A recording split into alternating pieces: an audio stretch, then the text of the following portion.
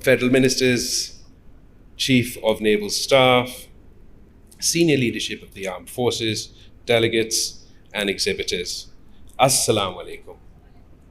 It is a pleasure for me to address the inaugural ceremony of Pakistan International Maritime Exhibition and Conference 2023. I congratulate the Pakistan Navy, the Chief of Naval Staff, the Ministry of Maritime Affairs, and the National Institute of Maritime Affairs and other partners for the organization of this premier edition of the PIMEC in conjunction with the multinational maritime exercise Aman. I extend a warm welcome to the participants of Aman and PIMEC and representatives of academia, maritime stakeholders who will be enriching the deliberations of the International Maritime Conference. The idea of holding the first PIMEC along with the Aman Exercise 2023 bears testimony to its inextricability and linkages between peace, security, and prosperity. The Aman Exercise remains the largest of its kind in the Western Indian Ocean. They symbolize Pakistan's vision of tackling maritime security challenges and realizing the shared objectives of peace and order at the sea through international cooperation and collaborative efforts.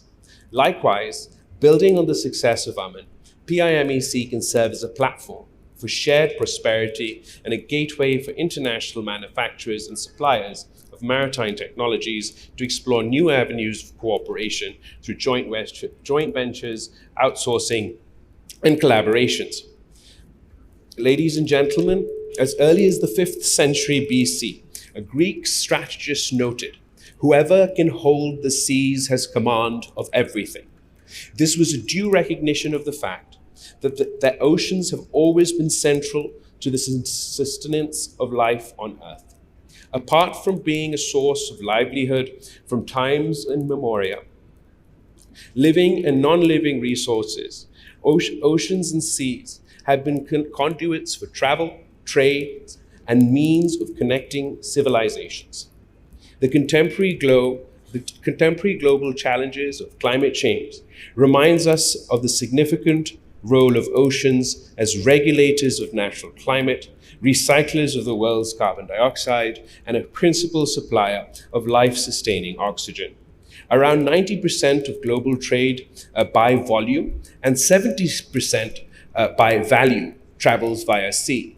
This figure is a remarkable demonstration of not only the significance of maritime domain for international trade, but also of the interdependence of the global economies and the collective interests of all states to ensure that their approaches towards maritime security and the utilization of marine resources remain guided by the spirit of cooperation and collaboration. The Indian Ocean is an economic reservoir of natural resources, both living and non-living.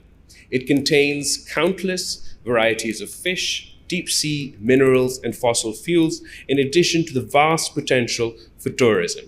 Nearly half of the global seaborne trade and 70% of the global traffic of petroleum traverses through the Indian Ocean. The Northern Arabian Sea itself is a resource rich with immense potential to contribute towards Pakistan's economic development. Accordingly, the development of the blue economy is essential to realize this potential, especially in the areas of energy and food security and the exploration of mineral wealth.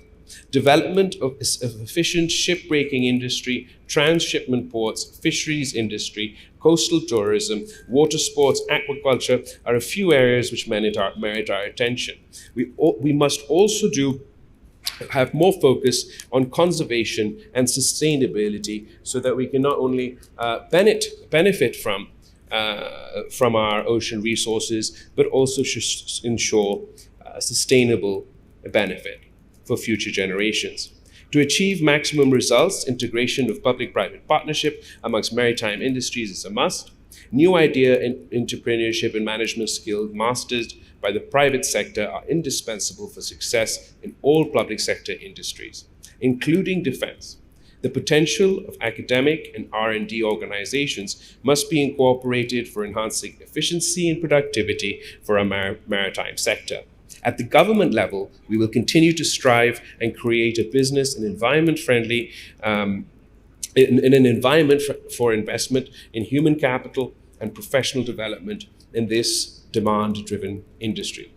Ladies and gentlemen, Pakistan carries out more than 95% of its trade via the sea.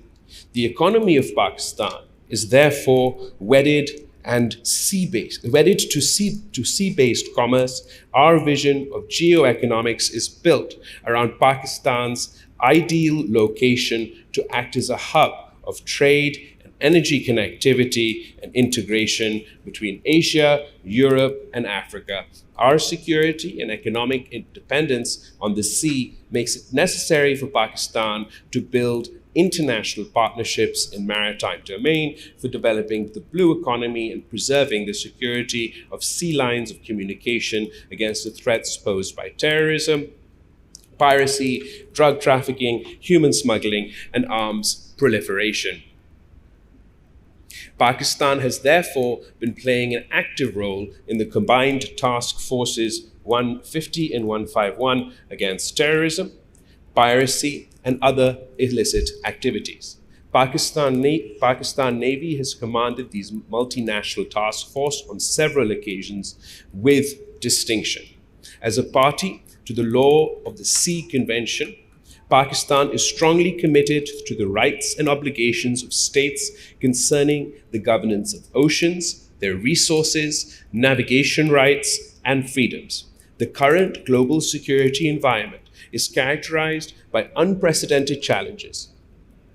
There is a need to avoid exclusive geopolitical constructs that do not align with the historical, cultural, or geographical realities of the areas spanned by the Indian and Pacific Oceans. Humanity can ill afford divisive approaches in the face of formidable common challenges faced by all of us today. The traditional security threats are compounded by the challenges of pollution, environmental degradation, climate change, global warming, and rising sea levels. It is the primary responsibility of all states to ensure economic well-being of the people through a sustainable utilization of maritime resources while navigating these challenges. Given the enormity and global nature of the problems, cooperative and inclusive approaches will be required in the maritime domain. Ladies and gentlemen, let me conclude by once again commending the efforts of the Minister of Maritime Affairs and the personal interests of the Chief of Naval Staff for taking this initiative to organize the PIMEC and exhibit the best of Pakistan's maritime sector. I hope that this landmark event will provide an opportunity to meaningfully engage for the promotion of international cooperation and progress. I'm sure that the platform of the International Maritime Conference will be effectively utilized for in-depth deliberations of the issues I have outlined briefly. I thank you all. Pakistan Zindabad.